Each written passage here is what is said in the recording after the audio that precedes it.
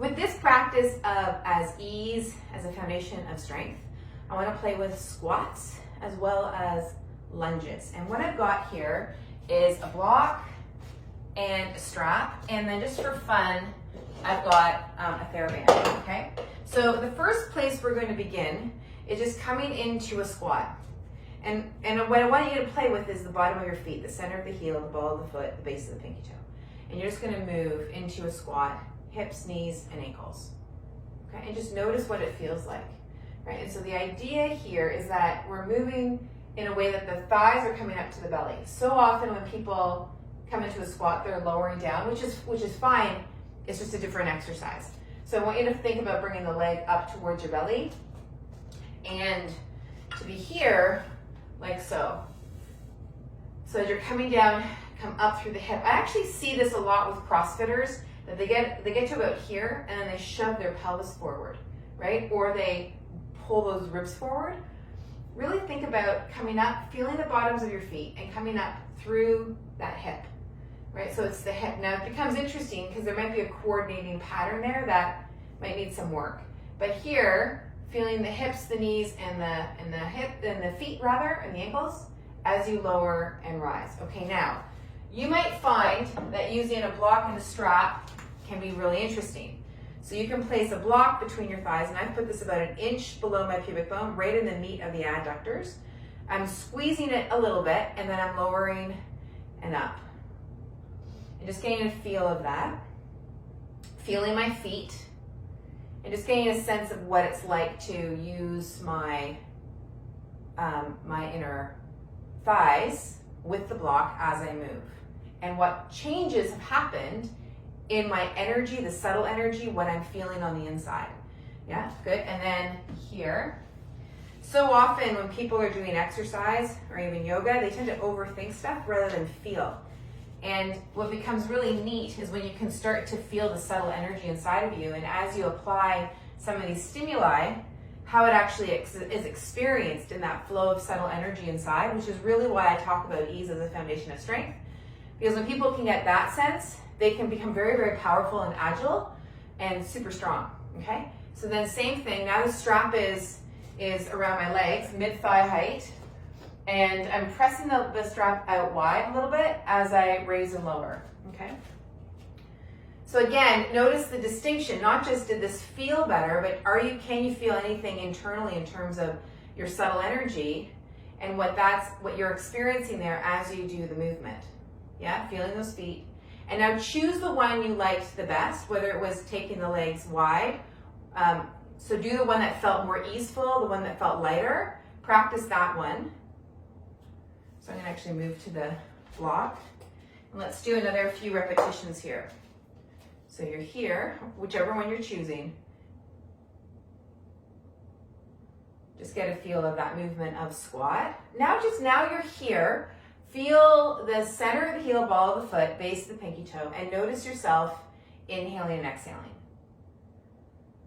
And again, why I was drawing your attention to your subtle energy is to really draw yourself inside while you are adding more work into your system. Good. Okay, now from there, let's go into a lunge. So you're going to come back into like a high lunge. Good. And just be here. Press that heel back.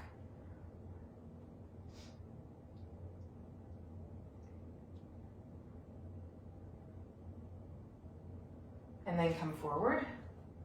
And then other side. And again, connecting with your breathing. Feel the bottoms of the feet. And then feel that subtlety inside of you. And even see if you can name it a little bit. What that actually is experiencing like on the inside.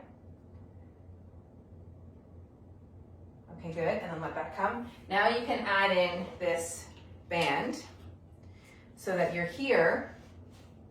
Actually, we'll do it this way here. We'll start by just taking the arms wide, and the eyes are wide, straight in front of you. And what you're paying attention to is that your ribs aren't flaring. But I also don't want you to set your shoulder blades to do this. I was saying this to a group of people the other day. I kind of drives me bonkers a little bit. Because when people set their shoulder blades, I get the reasoning behind it, but so many start to overutilize their upper lower back muscles, like QL area, and put a whole bunch of tension in and around this solar plexus area, and that can just not be good. Okay, so what I want you to think about is not having your shoulders come up, but just noticing your shoulders. So you don't need to set them to prevent them to do anything. Just feel where they are and only move as far as they don't go up or down. Right? Just feel, okay? So then when you come into your lunge, like this, now you're doing the same thing. But press that heel back and feel the bottom of the foot, as you bring your arms forward and back. Press that heel back. Yeah, and just notice, like, so I just said press that heel back, but notice if that constricted your subtle energy or if that freed it up. So when I say something and you actually feel on a subtle level some constriction, then it might not be the instruction or the cue for you. Yeah. This is where the whole alignment talk can get into a bit of trouble, because we can do great alignment but completely constrict stuff on the inside, right? Both like from an anatomical place as well as from an esoteric, kind of almost, we can call it like the meridian place of where the subtle energy flows. And if that's happening, then for what's the cost of better alignment when on the inside you're actually going against the truth of your flow, right?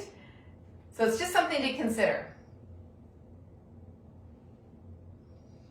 Are you constricting your muscles and constricting your flow?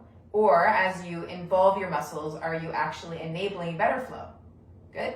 Okay, good. So now from here, we're going to come down onto the floor. Now you might need something underneath the knee, so by all means, place a pad or a blanket underneath your knee.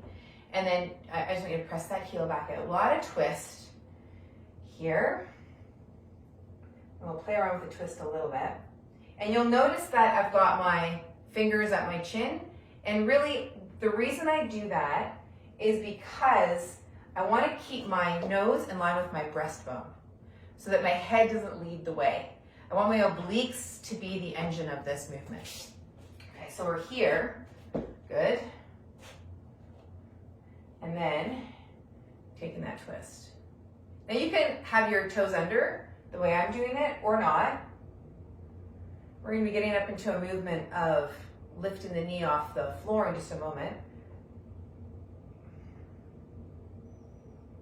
Good job. Okay. I'm going to bring the chair over for this next one. So if you need to use a chair, it might be a good way of playing around with the movement from a truly coordinated space. And we've all seen this before, likely, where we're in a position and we lift that knee off the floor. Now, a lot of times when we do that, the weight's coming forward. If you really pay attention, the weight comes forward to this leg and then we lift up. What I want you to focus in on is pressing the heel back, not using this leg so much as a driver, but using the back leg. So I'm pressing the knee up this way. So the heel goes back and the knee lifts like that. Right, so do you see the difference? Watch me here. So it goes up like that versus forward and up, right? Or even, you can't really technically see a whole bunch, but you can see my upper body come forward a little bit, whereas there, my upper body doesn't go forward at all. And I feel it a lot more in this back leg. Okay, that's how you can know if you're coming forward or not. That's or another way you can know. Okay, so from here, press that heel back and then lift. A lot of times people can't lift that back knee initially, not because they're weak, but because they don't quite have the coordinated pattern yet. So if you can't do it, like I find some of my guys, when I'm working with them, they see me lift up quite easily. They're like, why can't I do it? I'm like, it's not because you're weak. It's just that you have to practice it, right? It's just your brain and body have to connect. Okay, so then from here, let's play with this again. So you'll be here, heel presses back, knee lifts, and then we're going to take a twist. So yeah, keep that knee, don't go very high.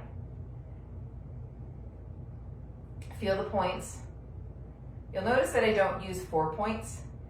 I use 3 points. Okay, come on back. And the reason for that is because I don't see any points on my feet, like in terms of 4. I get the point of the cue, but I just don't see that. What I do see are 3 points on the bottom of the foot that correspond to the arches. And so when I can correspond them to the arches, I can create a whole lot better connection and coordination through the system. Okay, so now from here, we then press that. Oops, that one was a little bit harder that time. And then you can add a twist.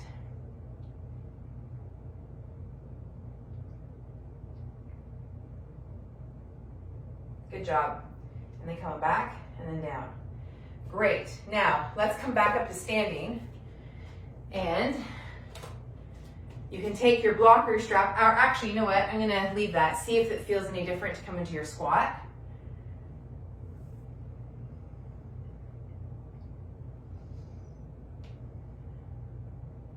Good. Okay, now if you want to add a block or a strap, just get a feel of what that's like and how much of here you're utilizing or not utilizing. All right, lovely. Okay, now in standing, feel the bottoms of those feet and feel your breath.